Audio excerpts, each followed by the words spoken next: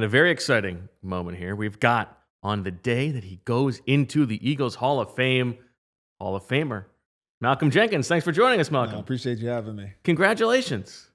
Thank you. What an honor. Yeah, it's humbling, to say the least, for sure. Now, I know you wrote about this for the Eagles website, just the importance that you have always placed on legacy. So how much do you feel like this cements that legacy, and what do you feel like your legacy is as an Eagle? Honestly, I think the exciting part about legacy is that it's ongoing. And I think that's the reason for, today is that the legacy extended beyond what we did on the field, what happened years ago, but the fact that it still has meaning to fan base, to the city, now. And that and that legacy continues to be built upon, I think is the most important thing. So to me, it's really not like it's not like the finish line. Sure. It is very much kind of like an intermission. Okay. Take the moment to see how far we've come, how much we've done, and then, where we're going, taking a look ahead at what's to come. Well, I've been thinking a lot about this with doing the show with BG this year, about the issues that some guys might have in terms of finding their identity after football, right? And he's going back and forth. Mm-hmm. How have you navigated that as you talk about this as an intermission, sort of finding out who you are post football? Oh, it's difficult. And even somebody like me who has so much going on, Always. You still find that identity crisis, and what I've been forced to do, what I forced myself to do was to stay away from the game a little bit. Mm-hmm. And what that, painfully forced me to figure out was like, how do I apply all of the experiences and knowledge that I've, built up over a career in this sport? It's like, what does that matter outside of this sport? And I've had to, come to terms with that.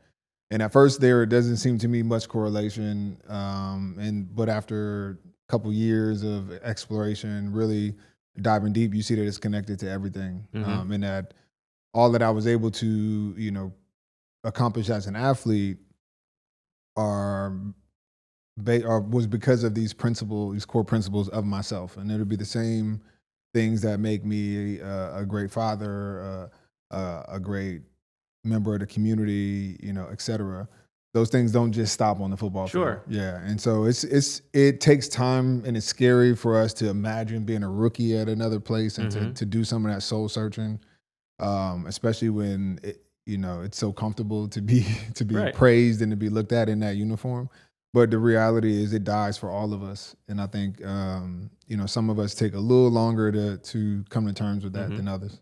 Well, yeah, it's interesting from you, as you say, someone who, even when you were playing, had so much else going on, that you're still going through that, but you find that the attention to detail, the care, the like wanting to be a part of a team, all of that stuff, it does translate. Yeah, 100%. And you realize that the world wants those things. Like, yeah, amen. The world is searching for people who, are dedicated, who understand what discipline is, who understand, that things are bigger, who understand chasing things that are bigger than themselves. Leadership, conflict, all of these things that we've been trained to do since we were 6-7 years old. Yeah. You find are at a premium, and we are experts at doing it. And so it takes a little reframing. That's exactly right. Yeah, it takes a little reframing, but I think even I had to stop using the word retired, because it really doesn't accurately say what the situation It's the I meme am. of like, this 35-year-old football player, what a miracle that he's still on the field. Meanwhile, everybody else is like, oh, what a young man. Exactly. Yeah. And there's so much more to do too, and there's so much to explore, so much time that we've given to the game that I think, we almost are afraid to take that time back and turn it inward. But hopefully, my journey has been an example in multiple ways, not only how to do more than just play ball while you're kind of in it and still play at a high level,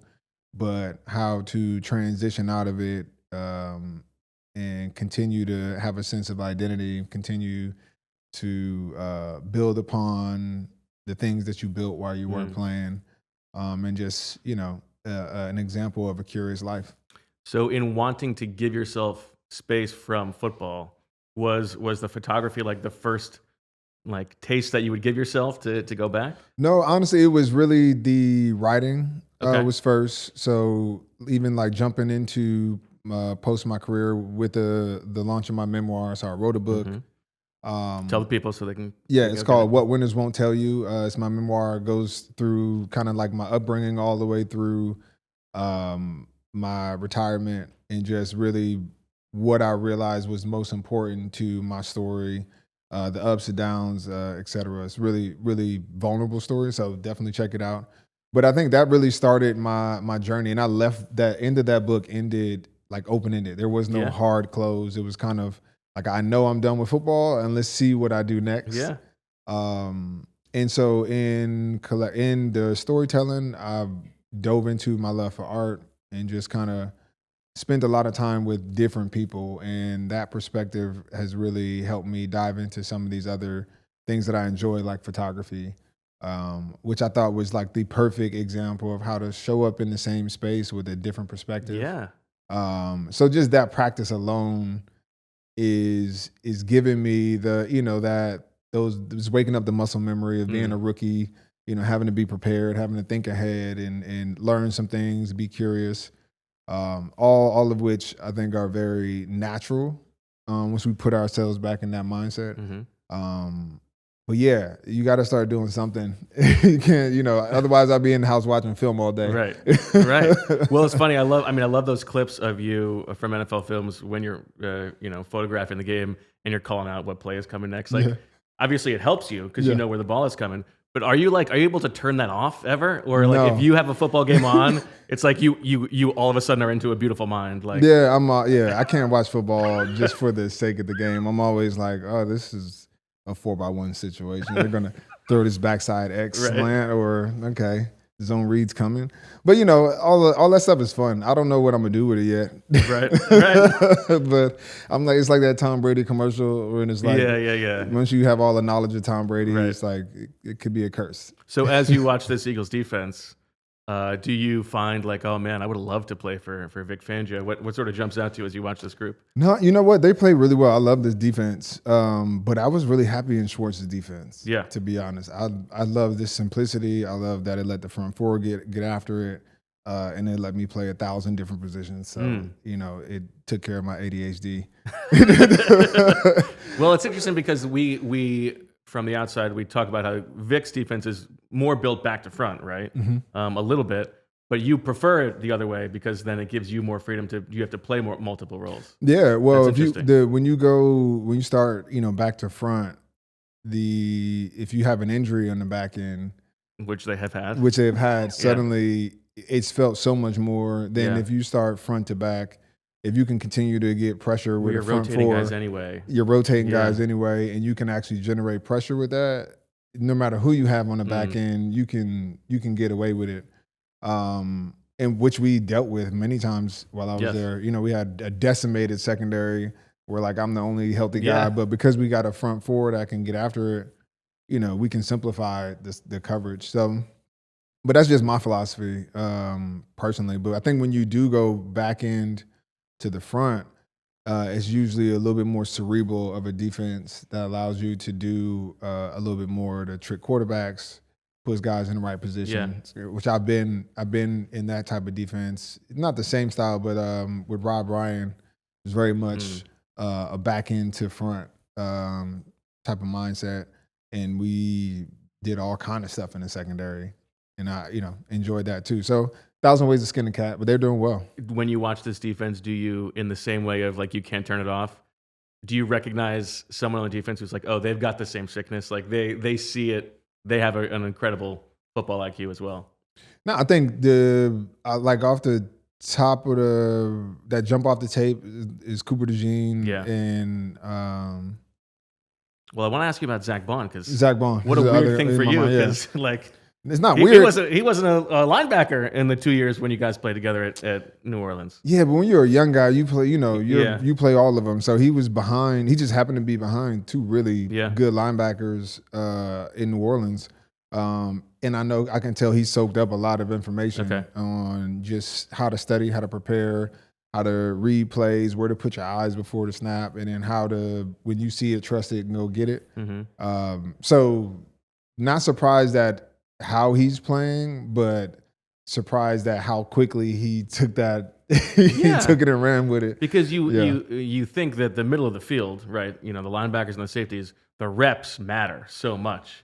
And for him to have stepped in his first year as a linebacker last year, that's what's so surprising to me. Not really. I feel like the mic is easier. Than as long as you understand the defense and the calls, the mic is easier.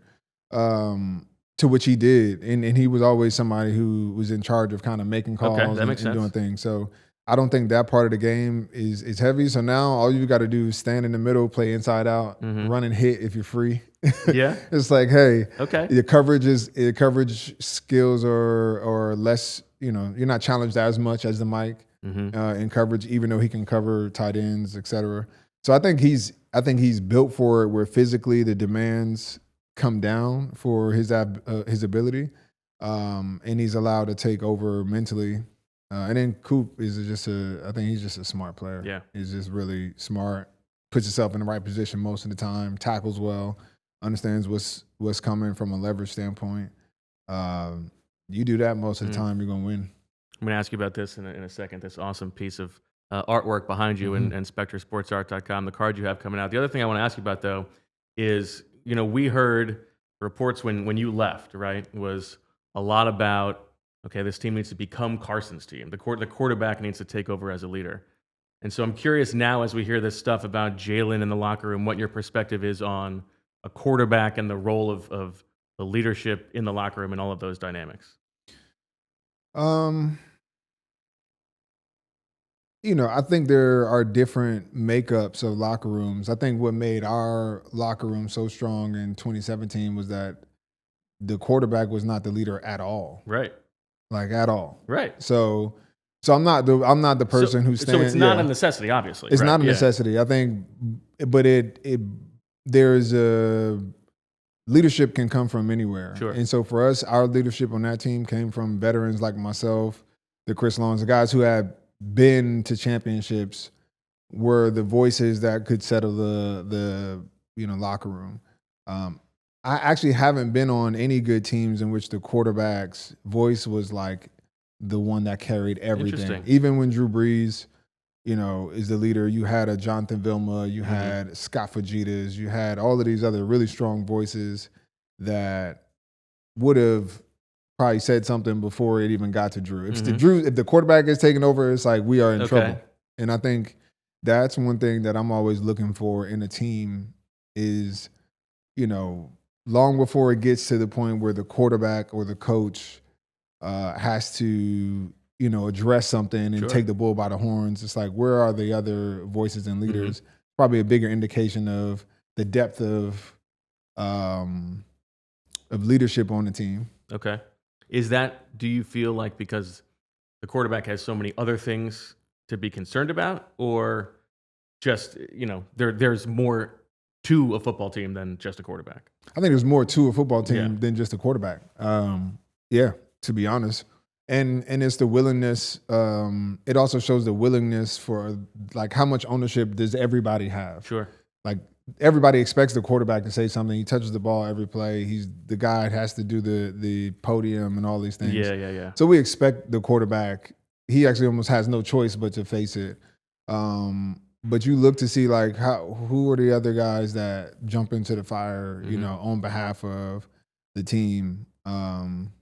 Because those are usually the voices that you'll see when shit hits the fan in a game, in a season, that will also feel compelled to, like it's their responsibility, like they have ownership.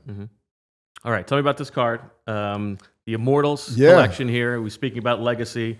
I mean, first of all, it looks awesome. Yeah, it's awesome. Yeah, the artwork is phenomenal. Two great, moments. Obviously, the Super Bowl hit.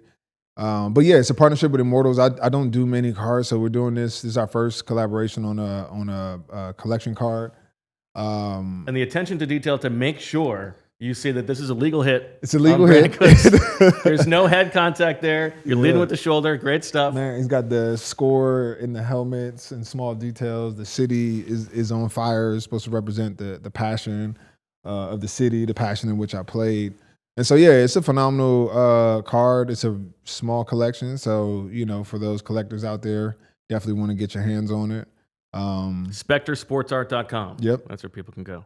Yeah, man. All right, last thing I got to get you on the record on, because we have Vinny Curry, who does the post-game show with us. He wants everybody to know we all we need. Is it true that is Vinny's?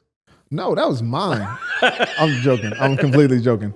Nah, Vinny, I'm gonna go on the record. Vinny Curry started We All We Got, We All We Need. I think he started it maybe the season before we actually won the Super Bowl. First, right, I think so. And because he was the one that did the majority of the pregame breaks. That was his. I'll go on the record. All right, sure. I like that. Vinny Curry. And then I will also ask you about BG, because I was watching the clip of you on the Eagles website breaking down all of your high IQ moments, those awesome things. And on so many of them, it's like the ball comes out because BG is about to get to the quarterback. Is it funny to watch him still be out there? I mean, not funny, but impressive. It is. Every time I see him, it looks like his back hurts. I'm like, at this. Yeah, he looks like how I feel. Yeah, at this age, I'm like, it's more respect to you because, I think I ran into something the wrong way the other day and ruined my week. A sneeze can ruin your day. Yeah. So I'm like, hey, more power to you. 10 snaps a game, I don't got it. Yeah. All right. Well, awesome. Malcolm, congratulations again. Have fun today. Soak it all up. I appreciate it. And go to SpectorSportsArt.com to check out that Immortals card. Awesome stuff. Back with more here on the PHLY Eagles Show.